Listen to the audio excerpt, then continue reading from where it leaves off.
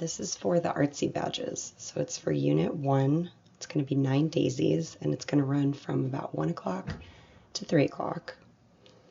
So the first thing you guys are going to do is you're going to go to the farmhouse, but actually we had to relabel it to the farmhouse field because there is no farmhouse anymore. So the way that I laid this out is that in bold is going to be location, and then I also have the time. And then if I have to break it down, I kind of did in the outline. So the first thing you're going to do with them is going to be a color race game.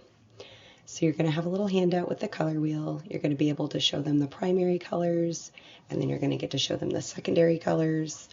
Then what you're going to do is there's like, you know, when you go into a hardware store and there's a whole bunch of different colored paints. So we're going to pre-select some greens, some browns, different shades of yellow maybe, and then you're going to be able to give that to a child, and then they will have to go find that exact match. You can even go as far as, I need you to match the color of your pants, and let's say their pants are black, so then they'd have to go find something black.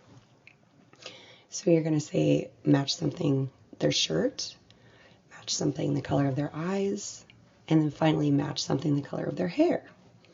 This should only take about 10 minutes.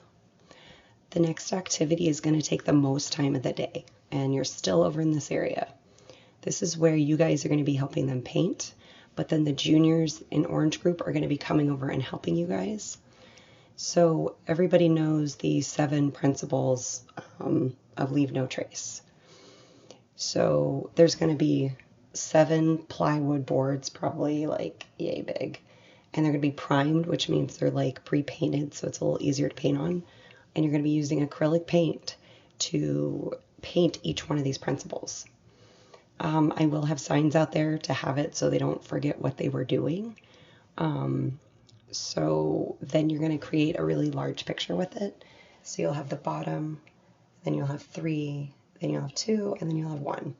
You're actually going to be on the side of the cabin outside, and there's like this plaque with birds on it.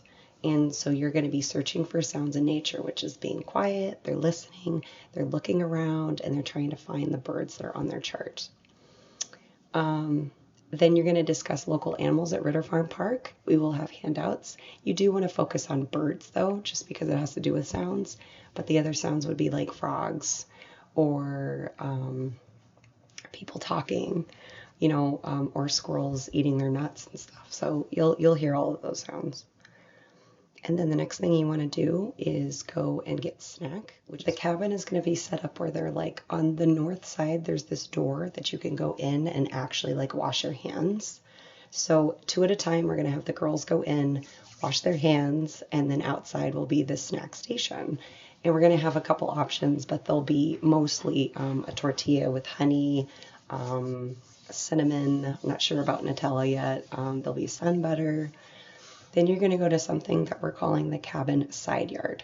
So on the north side of the cabin, there's this huge area that's been cleared out. And right there, you're there from 2:10 to 2:50, which is pretty much the end of the day. And so first you're going to play a wildlife game.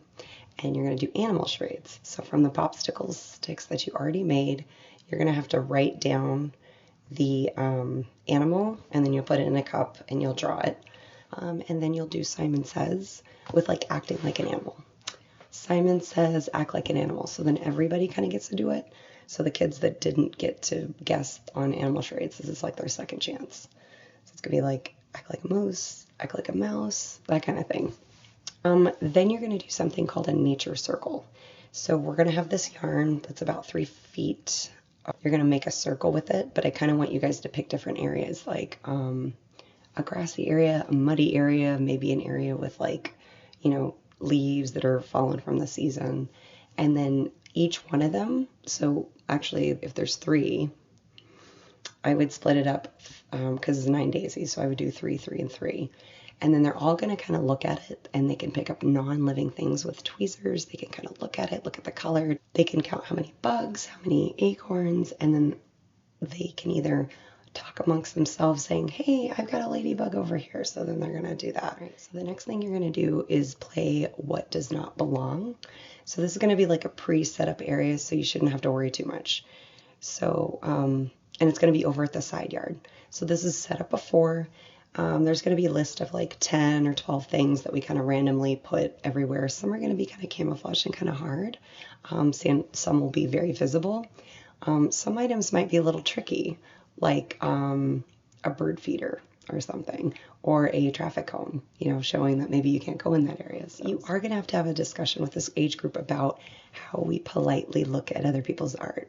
Okay, we don't say it's ugly. We don't say, I don't like that color. Any kind of negative comments, they need to keep it to themselves. So I'm sure you understand this age group and how you'll be able to do that. But the art show will be set up. Each girl in that art class was able to make like 3 things, and so we're going to have them all posted outside. And then at 3 o'clock, all Daisy groups are going to be picked up at the cabin.